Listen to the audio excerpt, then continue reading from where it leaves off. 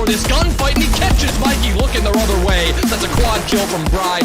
Flies up the stairs. His teammates should be able to trade this. It's just an ump. Yeah, he gets a 3K with an ump, and he's got the stubby out. He gets 4. What in God's green earth just happened? As Reedson goes into the default plant by Tetris. No more C4 anymore from the Malusi, so he's gonna have to go drive, and he gets 4. What? Both these attackers rather low. There it is, but Twizzler was actually picked up in time. 12 seconds left. Vivid still needs this 4th kill. There it is through the wall. After's just getting the blonde out. He doesn't care, but the impact downs him. They have to go for these kills. With 3 seconds left, Silent lands the pre-fire. Nobody can kill him in time. The ace from Silent. The 1v3, 2 for Mystic now. And we're 4-3, almost tied up.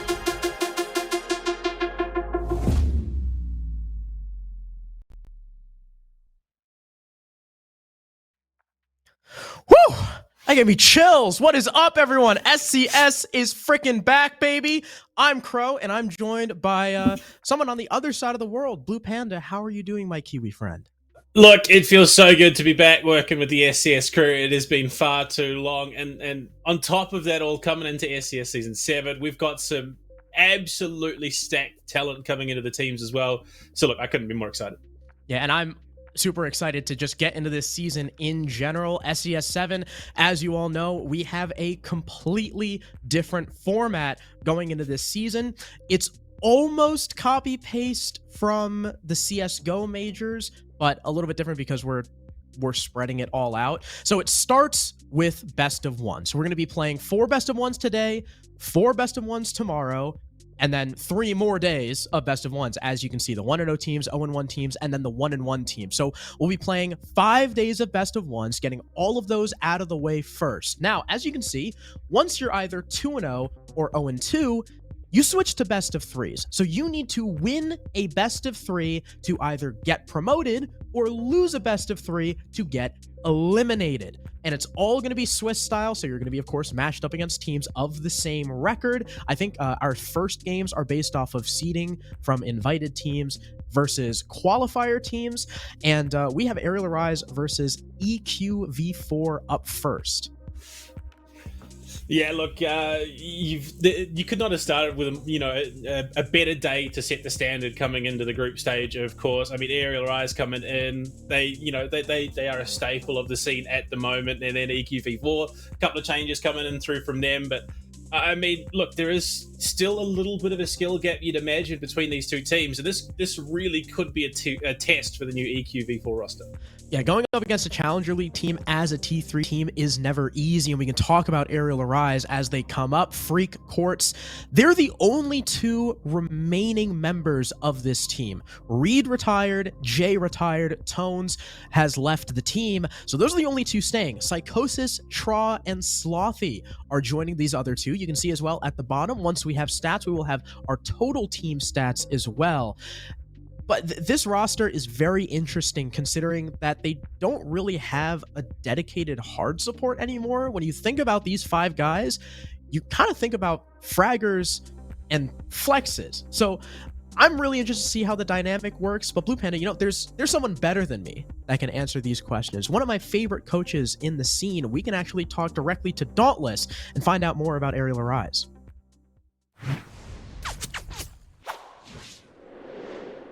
Hey, my name is Daunt. I'm the coach for Arial Arise.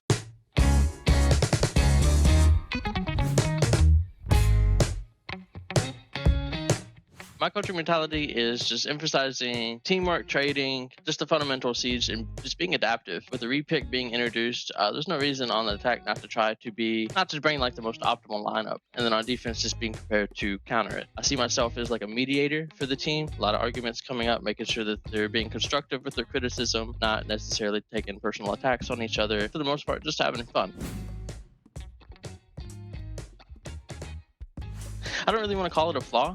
We definitely struggled with like burnout last stage, and felt like there was like a clash of personalities. Jay and Reed had been playing Siege for so long, they just felt like it was time to call it. Reed actually had wanted to quit before the stage, but with Mirage picking up Mo so late, he actually ended up staying with us and just helping us throughout the stage. We ended up picking up 3 new players since then, who I feel like are super nasty.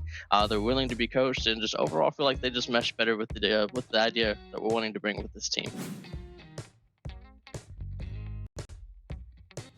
I would love to give Poison a run for his money.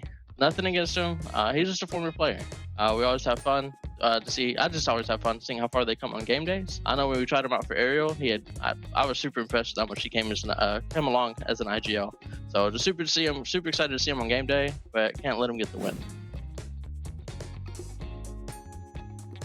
I'm a big Slothy fan. I had him on NKG. Super adaptive, super comms are so good. I feel like everybody on this team has had their Pro League tryout or like has had some kind of opportunity to get into Pro League. I think Slothy's had one, but I feel like him and Tra both have super high potential, and I'm just excited to be working with both of them.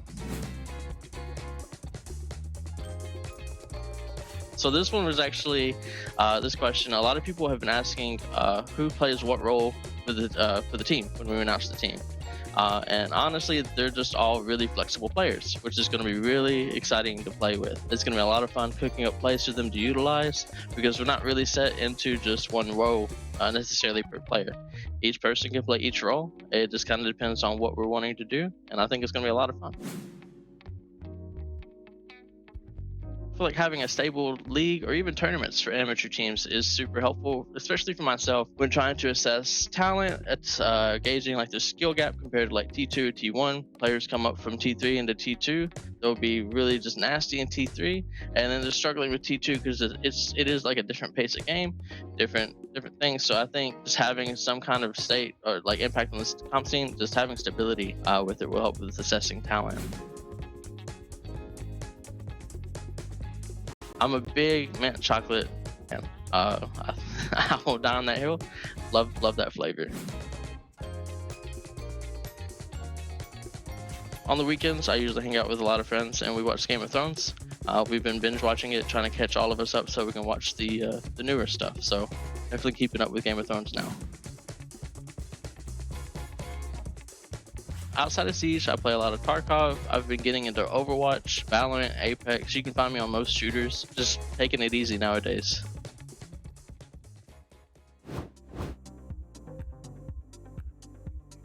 Now, look, I'm not quite sure about his taste in ice cream, then mint choc chip. I can't say Really? it's the flavor to go with, but what I can say is Dauntless's taste in players is on point. I mean, our highlighted player for Arial Rise, coming out of Stage 3 in ACL, Freak. He's one part of that dynamic duo with him and Quartz. And we talked about this coming into the show, you know, Crow.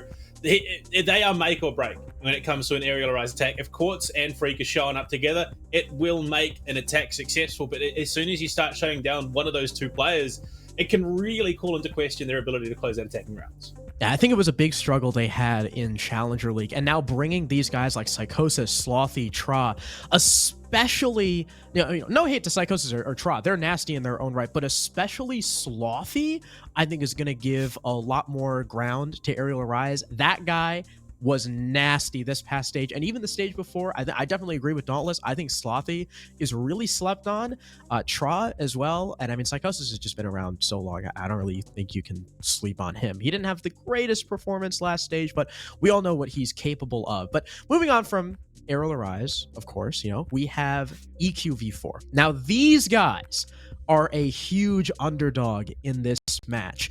Duke, Shane, and Z are returning from the original Eclectic roster who qualied way back in Stage 1 of SCS6 and unfortunately went out without winning a game, but were this close to beating One Shot on two separate occasions. They'll have Zach and now Zez joining with them. Haiku qualied with this team and left. Zez joined out of the ashes of Homeland once they disbanded after not being able to make SCS7. So EQv4, not expected to take this game, but with how close they brought One Shot last time we saw them, I don't expect them to win, but I expect them to put up a pretty good fight.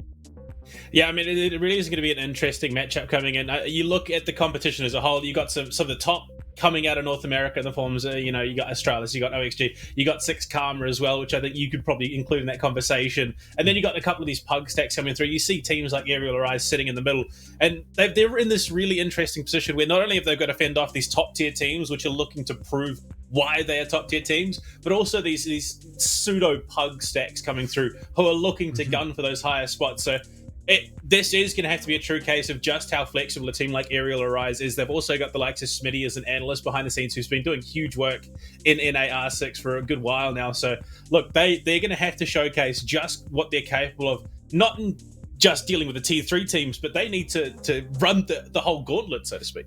Yeah, and a big part of that is going to be the map we go to.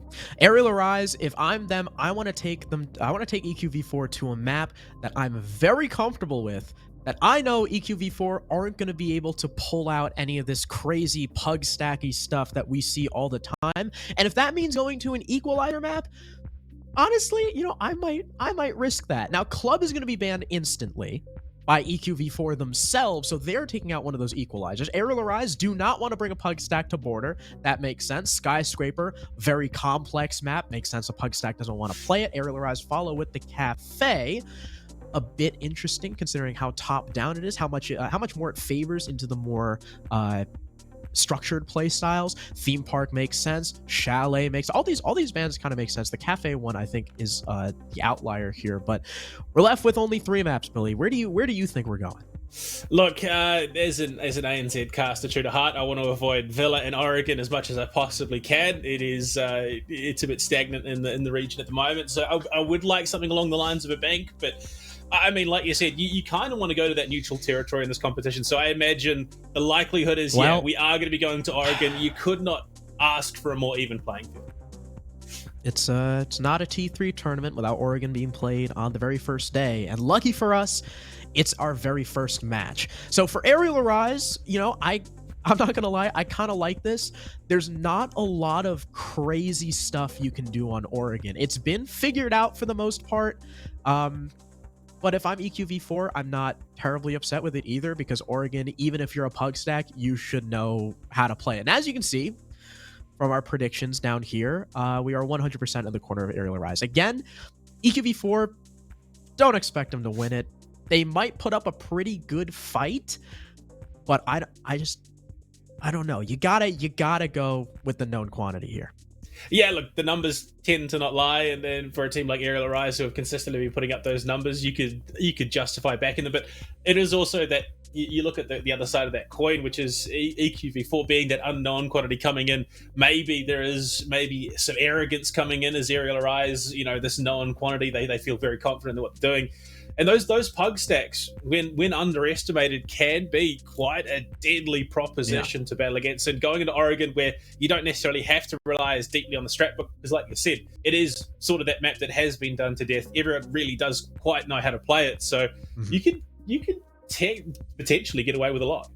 Something that I don't think that Arial Arise are gonna take the pug stack for granted, though, because I know, you know, Dauntless and Smitty, they've been around this scene for a long time. I mean, they've seen pug stacks qualify for Challenger League and then do fairly well for themselves. And Arial Arise have 3 new members. They want to, you know, work the kinks out between those 3 members as quickly as possible, especially with SI quals coming up. So SCS, you know, we're not going to be playing during SI quals. We're going to avoid it, but it's still going to be really important for these teams, 90% of them having roster changes, to fix their issues as quickly as possible. That's why I think Arial Arise are still going to be going into this with the mentality that, you know, these guys are not to be underestimated. We still have that new blood, that weakness in us, and we've got to take this as seriously as we can.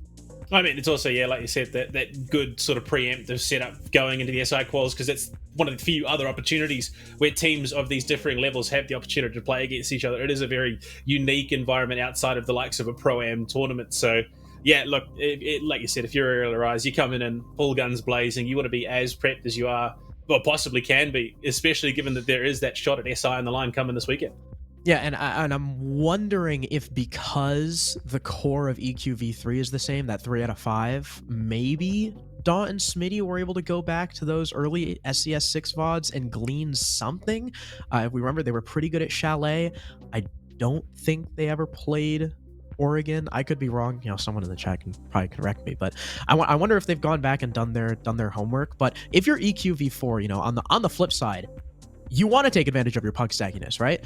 If you know that Arial Arise's big weakness was Courts and Freak. Not that they're bad, but because if they weren't pulling a lot of that weight on the attack as your duo entry, Arial Arise kind of fell flat. If you're EQv4, we know these guys are incredible shooters. I mean, they worked their way through on merit of gun skill alone the first time, pretty much, with how poorly they played strategically the first time. Now, maybe they're a little bit better, but you can still ride off your gun skill. Take the fight to Aerial Arise. Be as unpredictable as possible. You're starting out on the defense. Set the tempo. Meet them when they come in that building. Take out the entries early on, and Aerial Arise are going to be are going to stumble. I think that's EQv4's best chance at winning this game, is to play that super aggro game, play off their gun skill, stay unpredictable.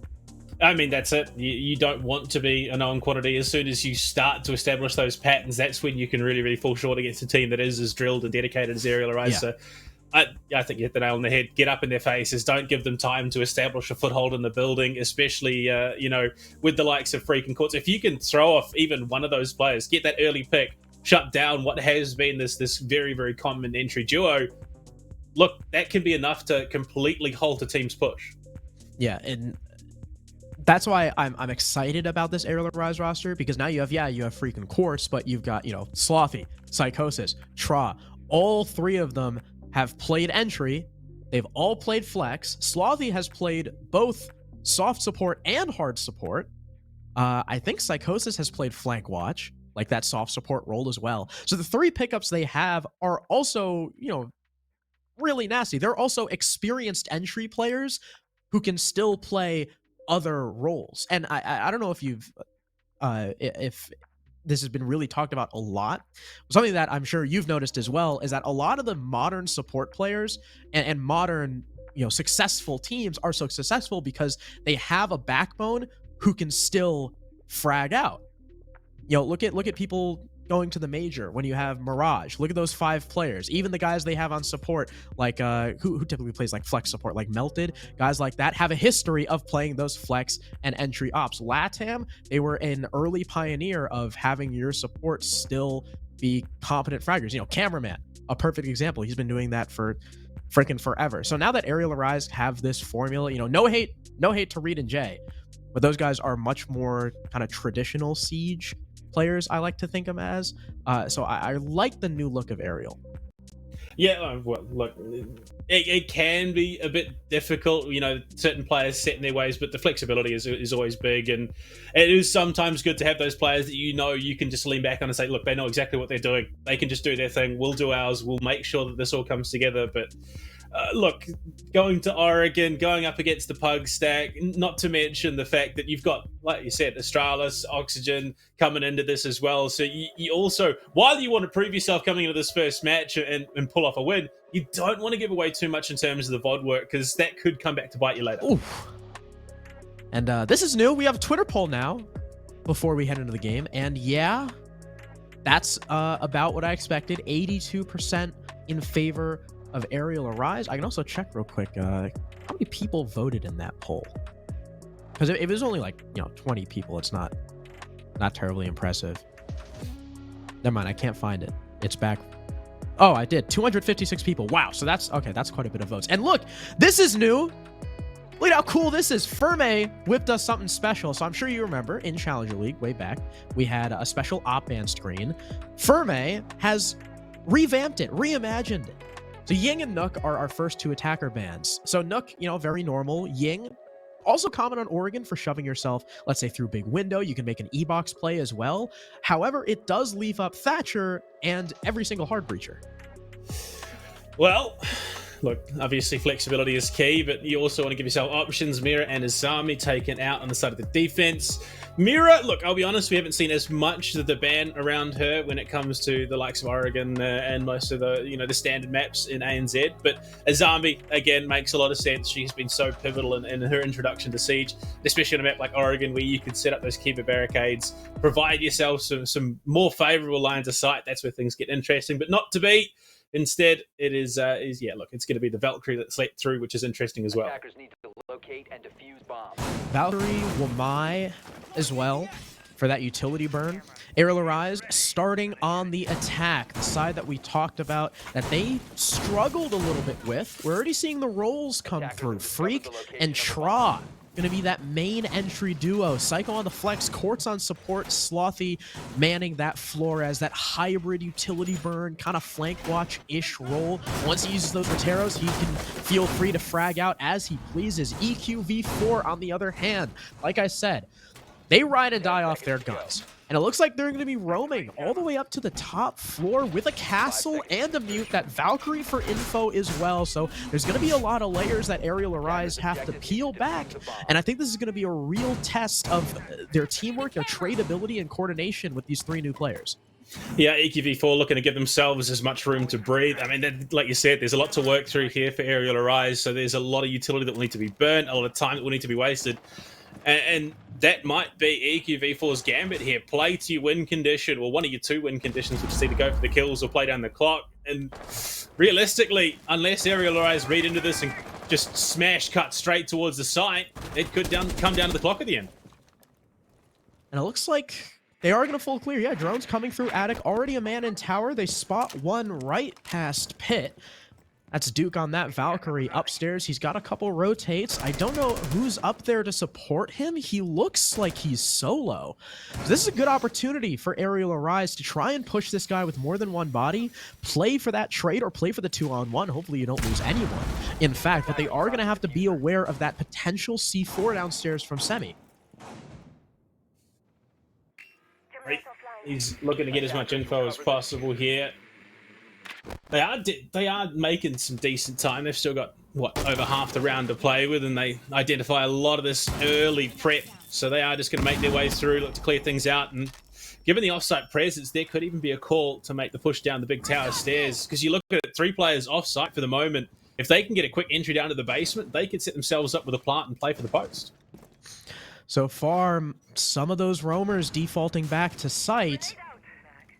One still in security. Semi sitting in a corner in classroom as Arial Arise have since taken claim of meeting. It seems like they know about the castle of Zach. He's got a 1.5 to play with, so he can hold these long angles. He'll be able to rotate out, still at half HP, but nevertheless alive. Now back on those freezer stairs, and he can fall back at any time. It seems like he might do that now. Semi's the next up.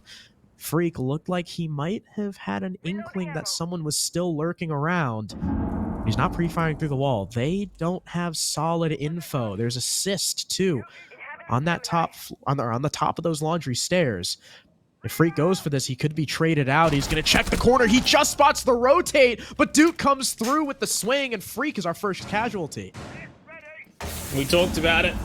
One of those 2 pillars fall for Arial Arise. It can really cut things down. Luckily, Slothy's there. We'll find a kill back onto Zez, but he falls himself. Z getting involved, and all of a sudden, this Arial Arise push is looking a bit shaky. Try it. The next taken down by Duke as well. All of a sudden, Arial facing down the 2 versus 4, 2 versus 3. Slothy gets involved. He finds 2 for himself. Brings it back even with minutes or seconds remaining, rather. Duke falls and it's on to Zach. Can he clutch up here? 6 seconds. Plant is going down, so it's effectively a 1 versus 1 if he can take Psycho here. He might bring the round back, but too little too late. Psycho just pulls it back. What a performance from Psychosis, one of those new members. Even though the beginning of the round certainly didn't pan out the way Arial Arise wanted to, with Freak maybe looking to take a stand going down those laundry stairs, getting caught out, distracted by the mute. The drone work maybe lacking a little bit from Arial Arise. But they got the trade, right? Slothy immediately was able to respond with a kill of his own. I think it was onto Zez? Pretty sure it was onto Zez. Because it was an early kill, too. And losing your smoke, either way, smoke was dead in the first or second kill. Losing your smoke so early on, debilitating for EQv4, especially with how much time they were wasting. Duke was making a stand upstairs. His flank was able to net 2 kills, but Arial Arise, as soon as they saw that flank coming through, pushed downstairs mightily. Got a few kills for themselves. Psycho just walked through that long hall and dismantled a crossfire that the defense was playing. And Duke, because they were still aware of that flank, got caught out on the hatch, and that was the round. So Arial Arise did a beautiful job adjusting despite losing that first pick. And EQv4, obviously not happy with the result, will try defending the basement again. I mean, you can understand justifiable confidence there after that round, given how close it did come to an EQv4 win. And Duke was a large part of that, come down to, the last 6 seconds by the end. And Duke is looking to get aggressive play into that Puggy style. Not to find the opening, though. We'll relocate and Arial Arise, if they read into that last round, there's a good chance they find this one just a little bit cleaner. And already you can see early entries into the building. This time entering in from small rather than big tower like they had last time in attic. It seems like their sights are set on the 2 middle floor players rather than Duke upstairs.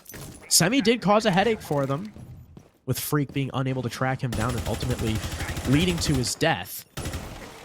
What I'd be a little worried about is maybe the kids hatch being open, allowing for Duke to cover his team on that doorway.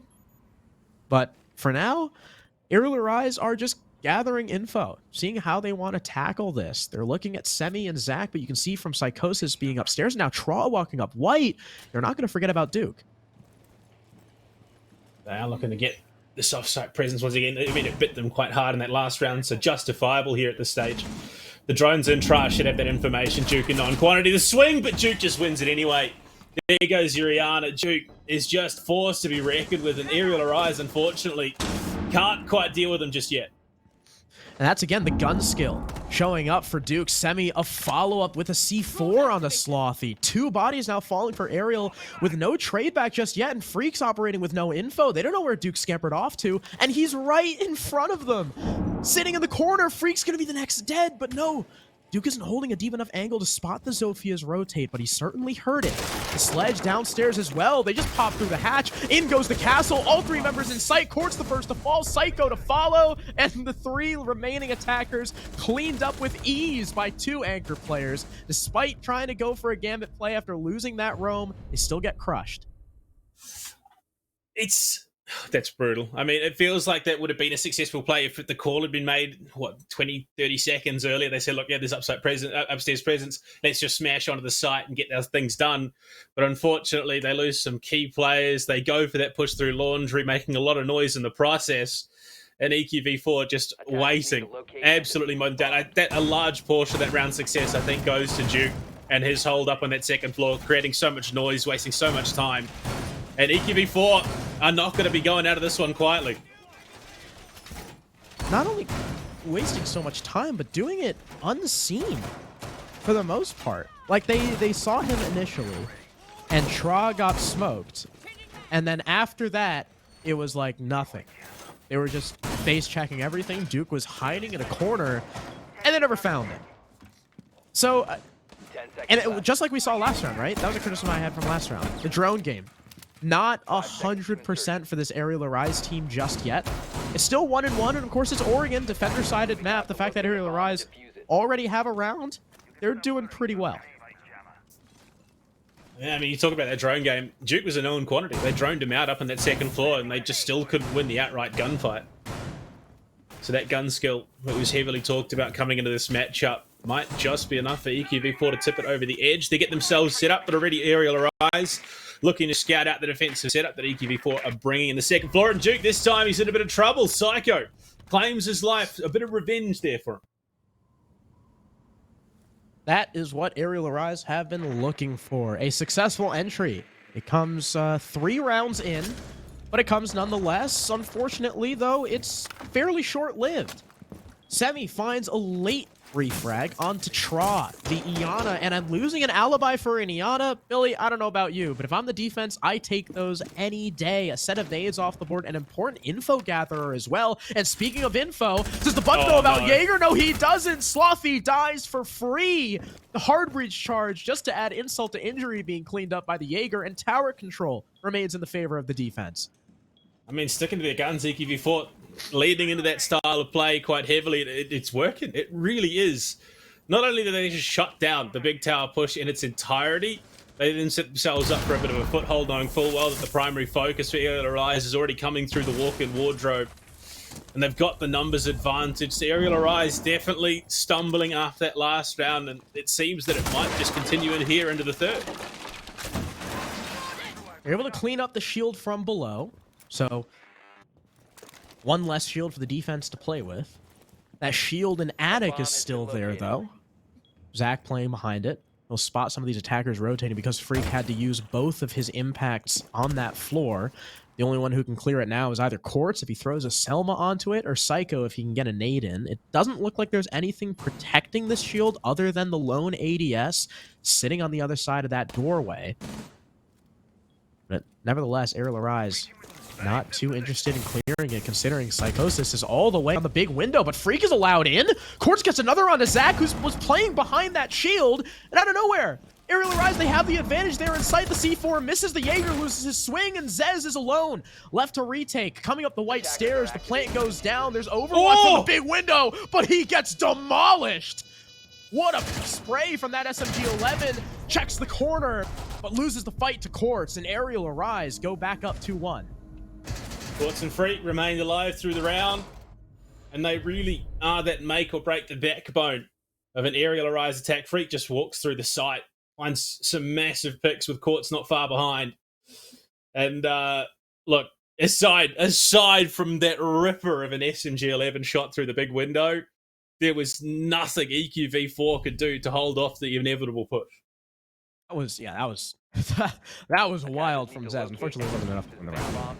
But again, I do question a little bit Arial Arise's droning. I hate to keep bringing up this point like a broken record, but man, I mean, that guy was just chilling there on the other side of the wall. No one was backing Slothy up either. So the positioning a little bit weird, and that might be another symptom of, you know, this Arial Arise roster being a bit of a motley crew without them having solidified roles. Maybe they're just not completely used to it yet. Hopefully, you know, like I said, the info gathering, the positioning and support is something that gets worked out either within this game later on or in time in general before SI quals. Nevertheless, though, they're up 2-1, and they'll have to attack the top floor once again. In fairness, it does feel like these rounds have been a little bit closer than maybe the score suggests. I mean, you look at that first round, it was a 2-1 with Slothy clutching it up there in the end. That last round, yeah, look, it was a little bit more one-sided towards the end of it. Still a 3 versus 1 that Zez brought to 2 versus 1. So EQv4 are, I mean, mechanically being able to contest Arial Arise, it's just that star factor almost to the likes of Freak and Quartz, who could just make that call to punch into a site and play an objective. Wow. But Duke seems to have a bit of that star factor of his own. That's Duke's 3rd opening kill in 4 rounds, by the way. He's 3-1. He's been involved in all 4. Every single one. Duke is just there. And like I said, right? What did I say at the beginning of the map? If EQv4 want a chance, they have to meet Arial Arise when they entry into the building. Keep firing on all cylinders. Keep that gas pedal down. And Duke has been doing it, and he's been successful 75% of the time. That's a pretty damn good success rate, if I do say so myself. Zez, the next to perhaps come under fire. He's hiding, tucked in security with the shotgun. Tra just around the corner, but now with the air jab set up. It's a bottom-up take from Arial Arise. Slothy, pretty much out of utility, save for the stuns. Tra working his way down below, looking to use his nades, while Quartz and Psycho work the pinch from the other side. Becomes that question. I mean, we spent so much time. It looked like it was. In fact, unfortunately, I think that might be it for the impact available. And in fact, it is. But we talked about the impact that this Freak Quartz duo have on getting into the building and making an attack happen. You've already lost Freak. So Quartz, the one remaining pillar of the two, is he going to be enough on his own to help push that team into an advantageous position? Yeah, speaking of, Quartz being on that supporting role right now with Slothy. So he's no longer one of the entry duos, and that just means it's up to Tra even more now to try and pick up the slack that they're missing because Quartz has been moved off the role. Semi just around the corner. Does Quartz know? A lack of drone work. He gets one. It gets the second? Semi was looking for the trade, but he gets slapped by the ace. Tra, his position unknown at top white. Zez let them through. He'll try and walk up, but Slothy's got the coverage. Zach downs one, kills another. He's in a 1v2. Quartz is low HP. The rotate is open just enough for him to slip through. He can't catch Slothy, though. Arial Arise put EQv4 in the dirt, and they go up 3-1. I think what we're seeing here, Crow, I mean, it has been hyped up in the past. Quartz and Freak being that power duo. We're seeing the introduction of what is now a cohesive unit. It's not just down to Freak and Quartz to make that entry. Quartz is still fragging like an absolute demon on this support role. I mean, you saw in that walk-in wardrobe breach, he finds not one but two as Semi tucked in behind the foosball table.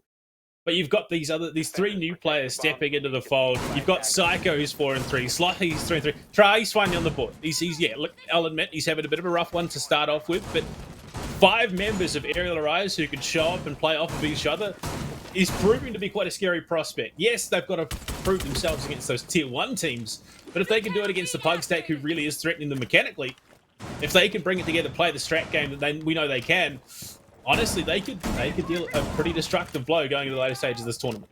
And this is something that kind of punished EQv4 the last time we saw them, was getting out-positioned and being a little bit over-aggressive with the peeking. They were punished the first time we saw them in SCS6, and they were punished the last time we saw them in the finals. Which, by the way, I did kind of slander EQv4's name a little bit. EQ actually made it to top 4. They lost in the semifinals in the SCS6 finals.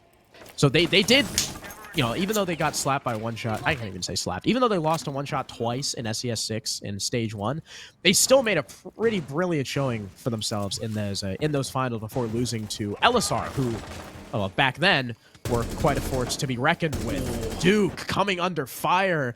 They know his tricks.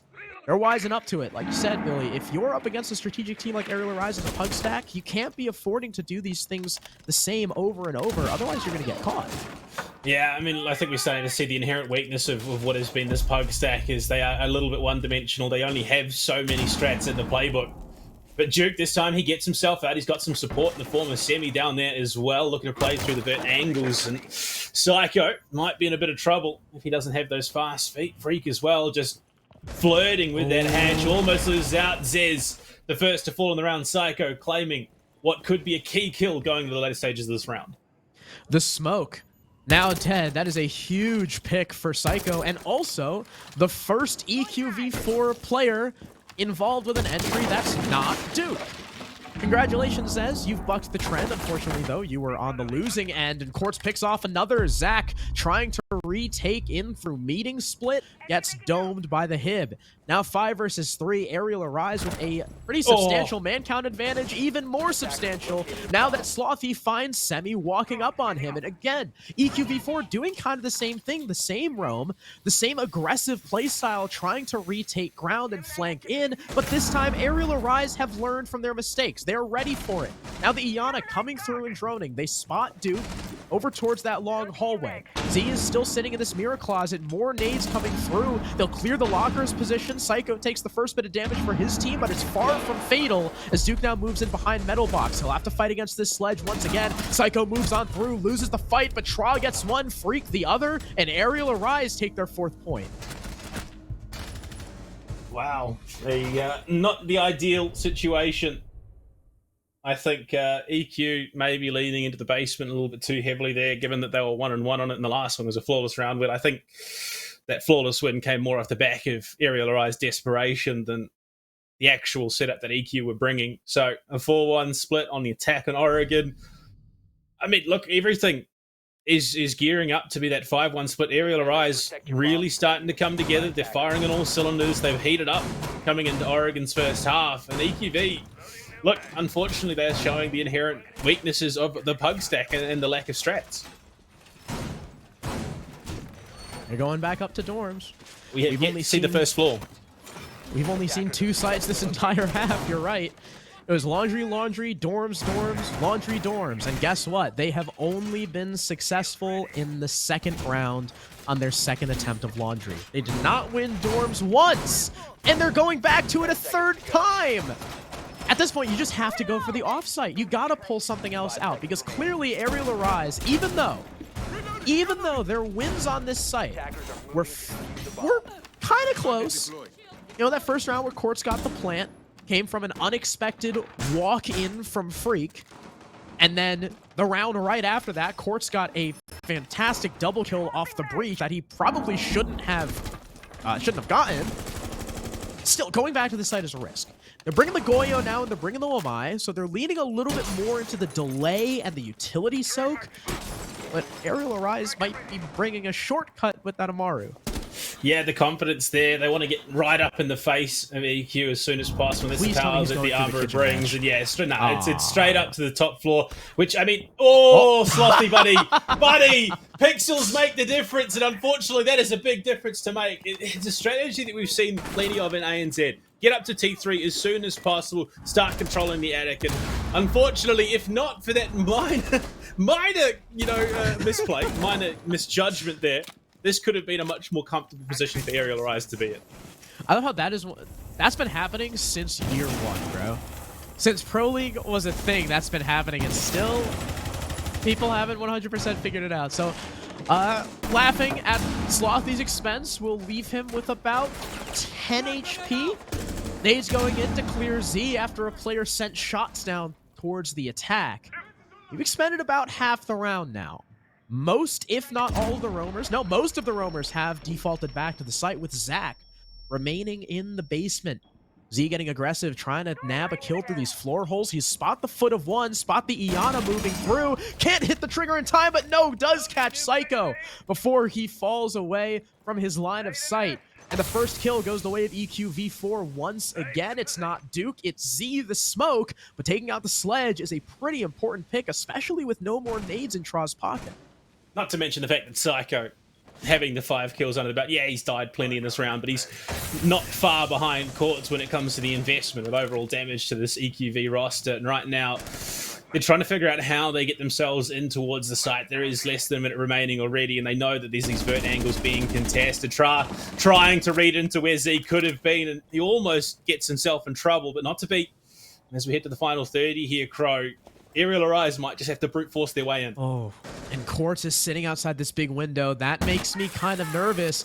I don't think they have the necessary control to go for this play, especially with the Amaru on the other side of the map dying so quickly. Quartz, though, with a nice headshot on Z, attempting to bring the man count back. Tra works his way up White Stairs as Freak deviates from the rest of the squad, looking to apply the back pressure that Slothy was supposed to have. Will finally ascend that staircase. Tra catches the Malusi unaware. In comes Freak. This could be huge. The diffuser's dropped. It's a 2 versus 1. Zez is alone with 3 seconds to waste, and he loses the fight to Freak. Arial Arise from the depths of defeat still make it work thanks to Freak and Tra working their way up staircases.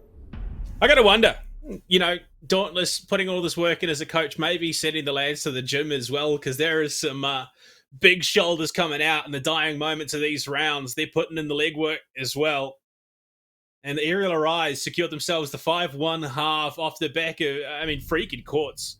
Cannot be understated. They may not be the ones punching through to close the round out, but they are doing some of the big work to make it happen.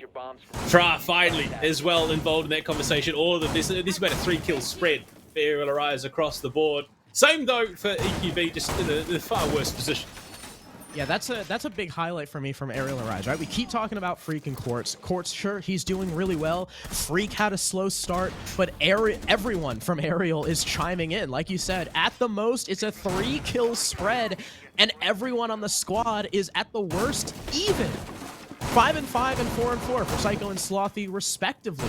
In a 5-1 half, 10 seconds remaining. you couldn't ask for anything better if you're Arial Arise. Their clutch potential that they've shown throughout these first 6 rounds was tremendous. The early round may not have gone their way thanks to, some lazy drone work, inability to land trades. But again, those are issues that are easily worked out with time. The clutch potential, though, that's something you can't teach. That is pure talent, and it's something that we know all 5 members of this squad are capable of, and I'm glad that they've showcased it.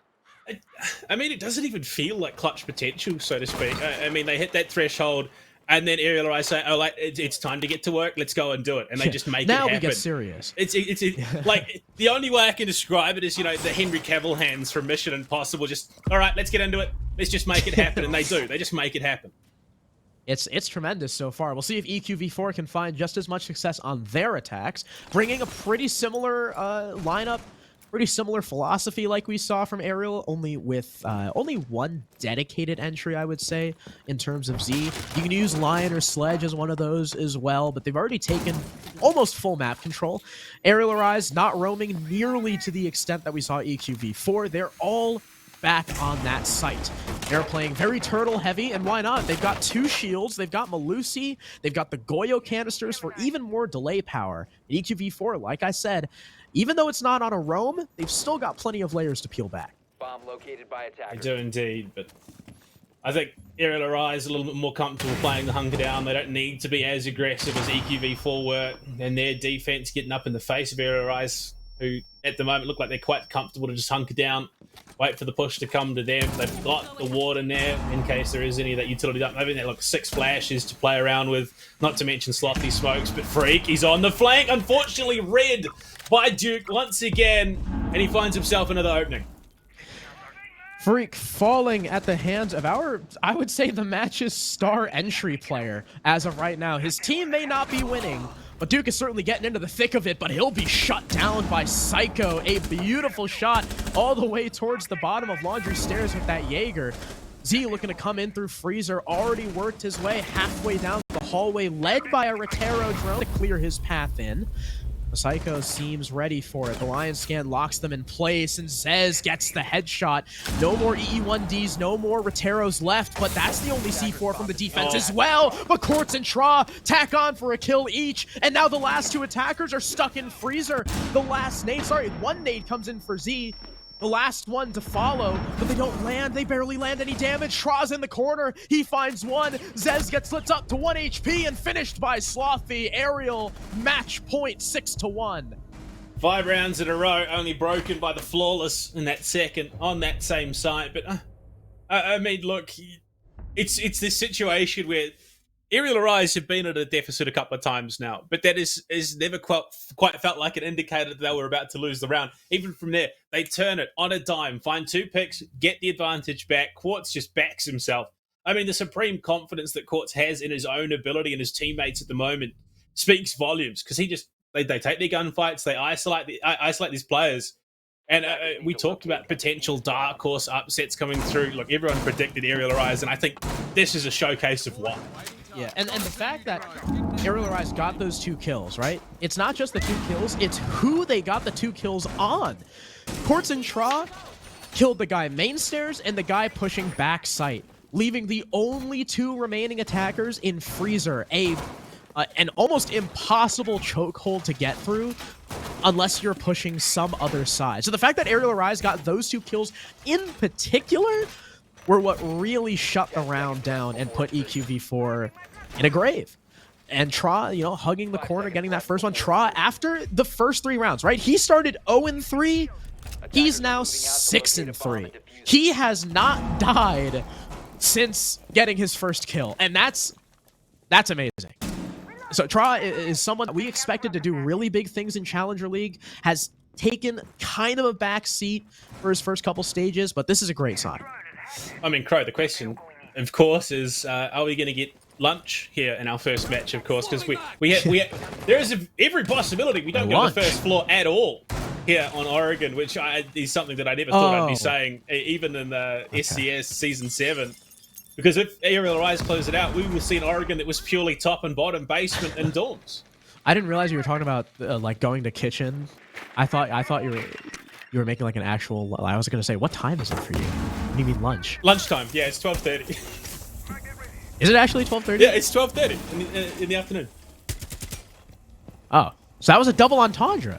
Yes. Yeah. It was, Excellent work. It was quite intentional. This is why they pay you the big bucks. Exactly. That's incredible. 2 drones. Exposure. Sniped by Slothy. 6 drones remaining for EQv4 with 2 minutes left in the round. EMP's going out onto the wall, but it's already open, thanks to the ace charges of Zach.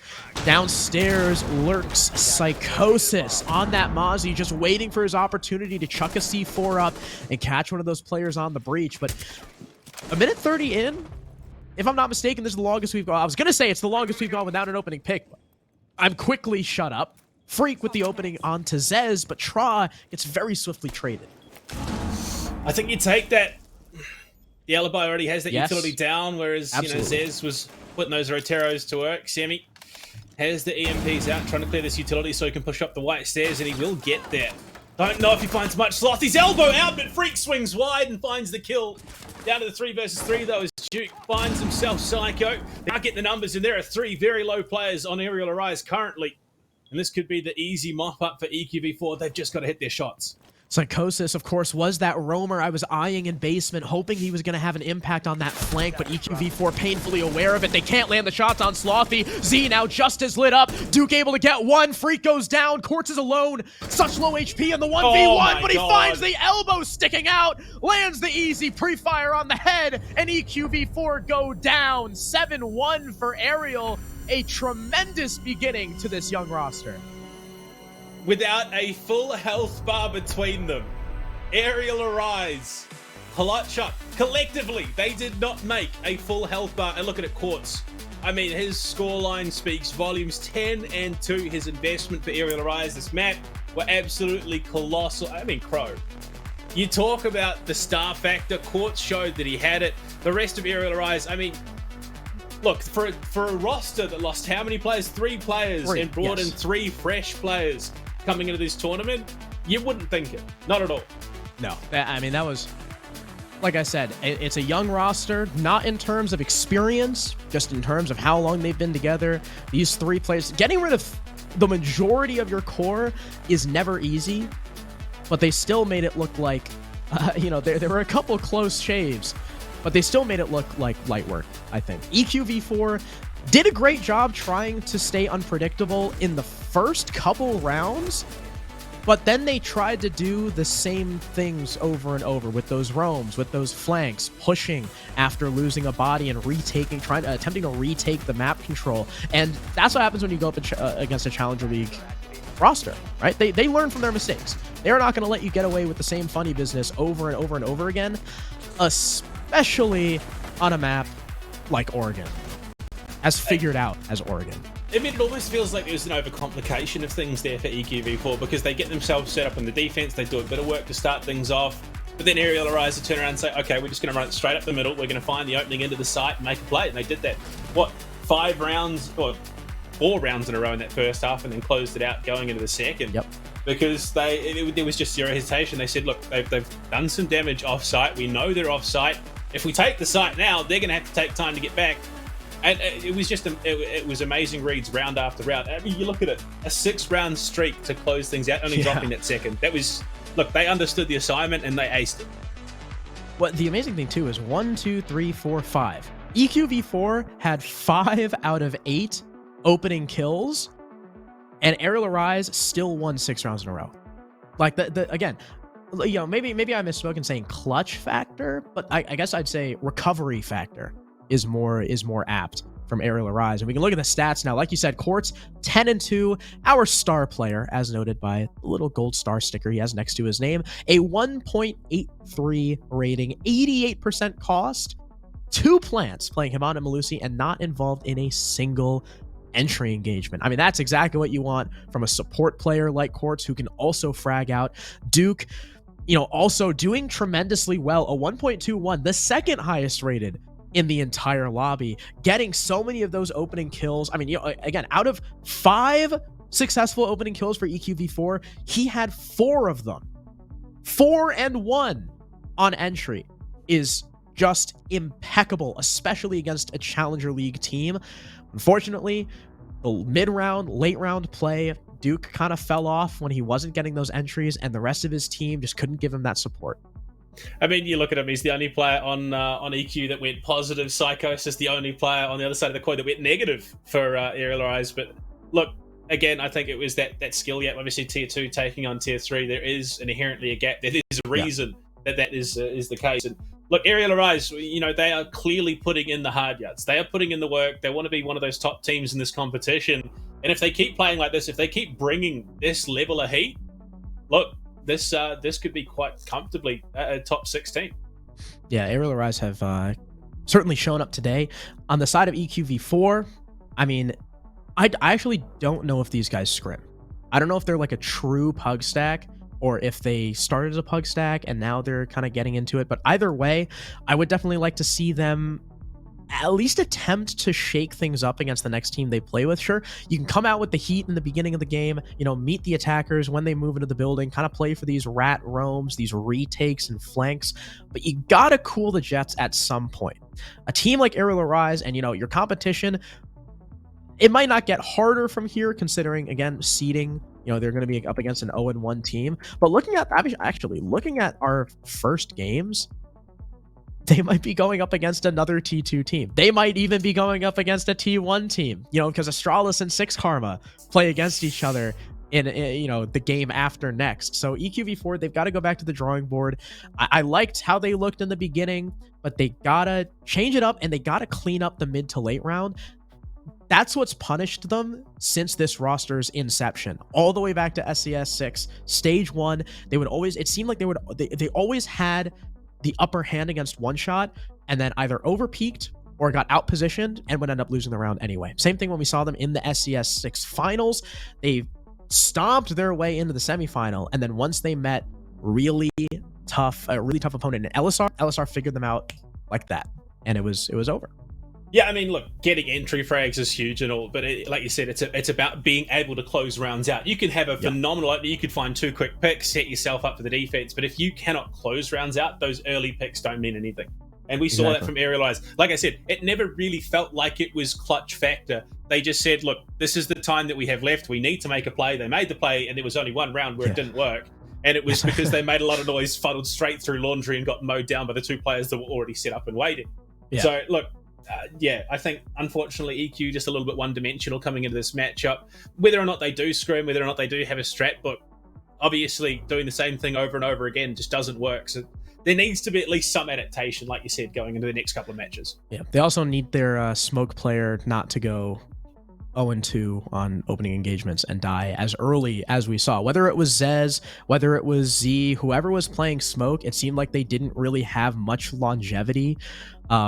So hopefully that's something they focus on too, because with the amount of times we saw Arial Rise have to just stumble on into sight and win their frags, so many times that could just be stopped by smoke on a doorway, right? And you stop any sort of push, you isolate some of those angles, but unfortunately, it was not to be. We're just waiting on the interview. I think it's taking a little bit longer. It's almost ready. So we're going to continue to I mean, you even look at it that shoot the stuff. That Dorms round, Slothy even gave them, that advantage to try and close things out by breaking his own legs, jumping off the off tier 3, and unfortunately even then they went. They did get the kill, but from there they weren't able to transition into anything. Especially, look, it can be quite overwhelming when you're playing up against someone like Courts, who ended 10-2 by the end of the map. He was just hitting things left, right, and center. So look, I can understand why it was such a rollover. Yeah, it was rough for EQv4, but speaking of our star player, Billy, speaking of Courts, the man, the myth, the legend, we can talk to him right now. Maybe. Yes. No, it's not Courts. I lied. Fermi lied to me, Don. Can you believe that? Yeah, it was supposed to be Courts, so I kind of got a last minute, hey, Courts' webcam's not working. Can you hop in? So it's me. What the heck? That's okay. I would... Frenchies, they're a dime a dozen. Dauntless, you're one of a kind. So Don, as we saw from the interview, right, you guys are very fluid when it comes to roles. Like today we saw Courts on kind of that hard support, Slothy on kind of the flex support. I assume, depending on the map you go to, that could be completely changed. We're still kind of experimenting. Gotcha. We literally last week, Slothy was on a hard breach. We were trying to figure it out. Courts said, hey, let me try it. So we're still kind of figuring it out, maybe per map. But for the most part, it's fun to work with these guys. Let me tell you, they're very flexible. Yeah, I know, especially with you having past experience with a guy like Slothy coming from right when you were on Nocturnes, and now on Arial, and so it's actually something that I haven't asked or seen anything. How do you like working with Smitty? I do like working with Smitty. Smitty brings a lot of energy, which is something that I love. So it's a lot of fun to just sit in the car and he's just getting hyped the whole time. I love it. I remember all those Wichita Wolves videos. Yeah, that is Smitty to a T. That is real. So something that Billy and I noticed, especially on the attacks. So I remember casting you guys in Challenger League. A lot of times, if you guys weren't getting that early foothold on attack, it seemed like you guys kind of struggled to recover. We didn't see that today. Do you think that's a a symptom of the roster changes and just having, you know, 3 really competent fraggers coming in? Yeah, so that's part of it. I was actually talking to Rusty during the game about it because he was asking too. So it's part gun skill and it's part comms. These guys don't give up. Like we lose that early engagement, they're still going. They're still trying to finish out the round. They're still trying to find ways to win the round. So that plus the gun skill really helps. And we noticed too, there were a lot of rounds where, I shouldn't say a lot of rounds, there were some rounds where EQv4 were able to get kind of like a surprise pick, like Semi sitting in the corner of Classroom and distracting Freak for Duke to swing, Duke kind of getting lost in that upstairs when you guys were hunting him. Is that drone work something that you've noticed like in scrims kind of needs to be something? Yeah, that's just kind of part of, like, we're still learning our fundamentals. We're still trying to get the maps and stuff down. As far, and like I said, like I mentioned, we're still trying to figure out roles as far as like who's running what. When we did the tryouts, we just really, like, they just get along. All 5, they get along. They love playing. They play ranked together. They hang out. They do all this stuff. So the chemistry's there. It just comes down to, like, we just have to put the time in. And right now it's just been a few weeks. All right, that's great to hear. I will say, because you won so quickly and so dominantly, because it was so fun to watch, I will not hold a grudge for you guys bringing us to Oregon for our very first match with SCS7. But is there any, before we close out the interview, is there anything you want to say to the stream? No, appreciate you guys hanging out and watching us. Hope it was fun to watch.